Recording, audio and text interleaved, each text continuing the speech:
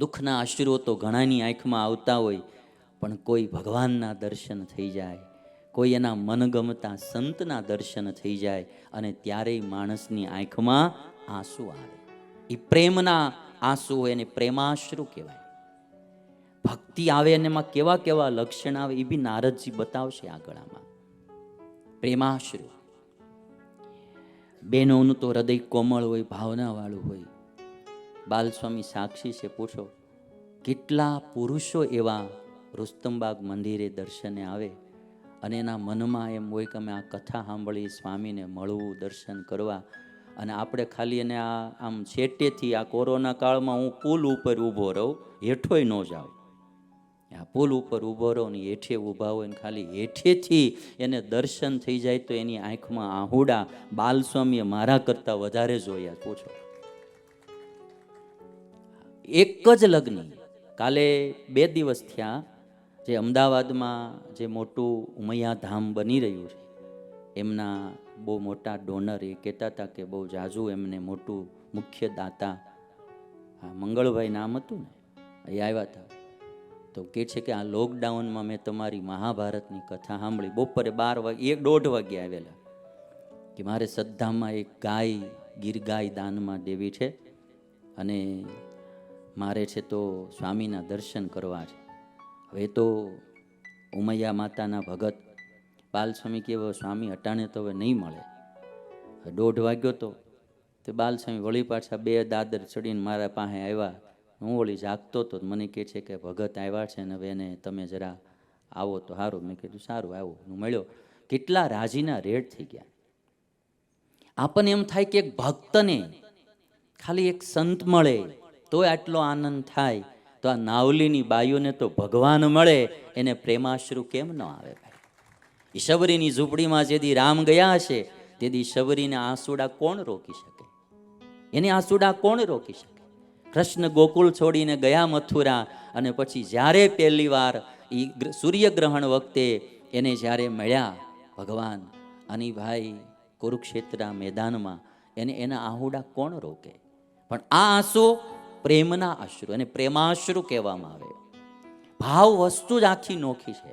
તમે હમણાં પ્રેમનું લક્ષણ આવે ત્યારે જો, એ પ્રેમ વાળો માણસ જે પામી જાય એ ખાલી બુદ્ધિ વાળો પામી શકતો નથી. નાવલીના બહેનોના આંખમાંથી ચોધાર આંસુ પડવા મળ્યા. સ્વામિનારાયણ ભગવાનને કહે છે કે મહારાજ હવે તમે ફરીને પાછા ક્યારે પધારશો? શ્રી હરિ કહે છે કે અમે વડતાલ આવશું ને ત્યારે તમને જણાવશું, અત્યારે હવે અમને જવા દો. બહેનોનો આગ્રહ હતો અમારા ગામમાં રોકાવો, અમારી ઘરે આવો, અમારું જમો, પણ ભગવાન કહે છે કે અમે ફરીને આવશું ત્યારે તમને જણાવશું, અત્યારે અમને જવા દો. શ્રી હરિ ચાલતા થયા એટલે નાવલી ગામના બહેનોએ એટલું કીધું કે હે સ્વામિનારાયણ ભગવાન, તમે અમારી ઉપર નજર રાખજો. તમે અમારી ઉપર નજર રાખજો. 1 વાર ન બોલ્યા, 3 વાર બોલ્યા. હે સ્વામિનારાયણ ભગવાન, તમે અમારા ઉપર નજર રાખજો, અમારા ઉપર નજર રાખજો, અમારા ઉપર નજર રાખજો.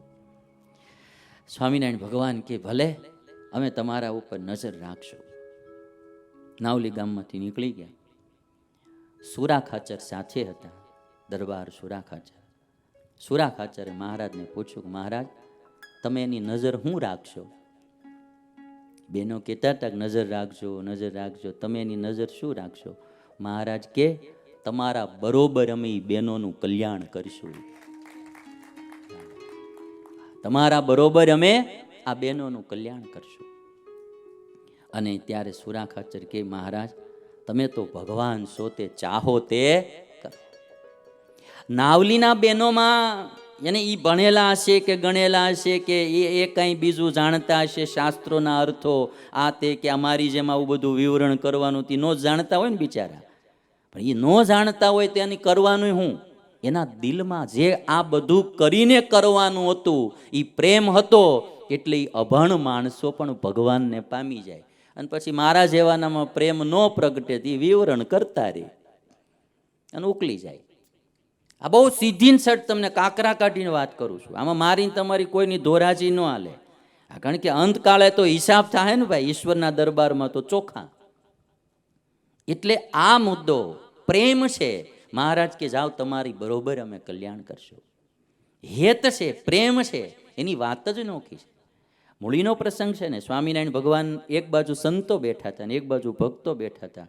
હવે ભક્તો તો એ જમાના મોટી મોટી મૂછું રાખે ને, ગ્રહસ્થો હોય એટલે થોડા ઘણા ક્યાંક કોકને શેઢે નીડ્યા હોય, ક્યાંક બીજે ત્રીજે જરા ઘરમાં આડોશ પાડોશમાં આ તે એવું બધું જરા જરા હાલતું જ હોય.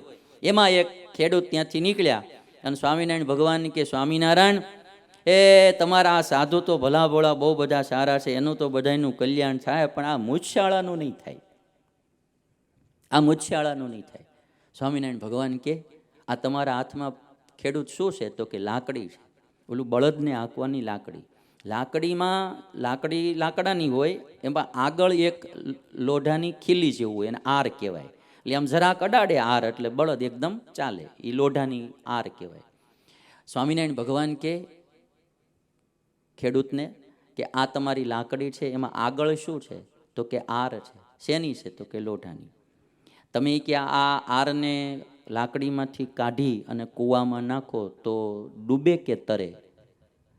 તો ખેડૂત કે પણ સ્વામિનારાયણ એટલી તો બધાને ખબર પડે ને, થોડી તરે? લોઢાની આર એ તો ડૂબી જ જાય ને.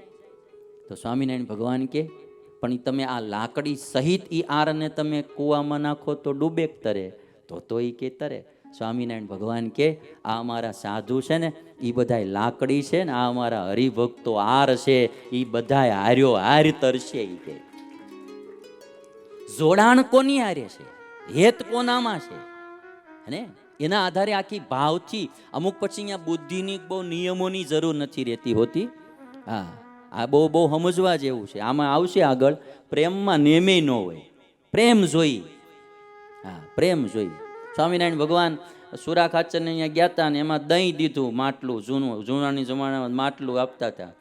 તે માટલું આખું મહારાજને દીધું ને હારે થોડાક બધા ભક્તો હતા. તે કહે છે કે મહારાજ લ્યો તમે જમો ને બધાને આપો દહીં. પણ બધાય વાહે પડી ગયા, પ્રસાદ આપો પ્રસાદ આપો. મહારાજ કે મારા આવડા ખાવા નહીં દે. મહારાજ ઘોડી દોડાવી નદીએ વહી ગયા. નદીએ ગયા ને પછી તો થોડુંક તો હાલ ચાલુ ઘોડીએ ખાઈ લીધું. પછી છે તો બધા બહુ ઝાઝા પડ્યા. મહારાજ નદીમાં નાખી દીધું માટલું. એ બધું દહીં નદીમાં ગયું. તે ભક્તો બધા લઈને મળ્યા ખાવા. એમાં એક ભૂદેવ હતા, મયારામ ભટ્ટ. હવે એ બધા ધર્મ નિયમ વાળા, એ બધાને કે અણગણ ન ખવાય, ન ખવાય. એમ નદીમાં નાખ્યું એટલે પાણી નદીનું તો કંઈ ગાળેલું ન હોય. અને આપણે સ્વામિનારાયણ સંપ્રદાયની રીતિ આપણી એ વખતથી કે ભાઈ ગાળેલું પાણી પીવું, ગાળ્યા વિનાનું પાણી ન પીવું, ગરણાથી ગાળી અને પછી પીવું. ઓલા તો નદીમાં પડેલું દહીં સીધું મીડ્યા ખાવાથી કે અણગણ. સુરા ખાચરે પછી જે કીધું આપણે કેવું નથી, પણ એને કીધું હવે અણગણ વાળી થામાં આ ભગવાનની પ્રસાદી મળે ક્યાંથી? કે પ્રેમમાં નિયમ ન હોય, એ પ્રેમ પ્રગટે તો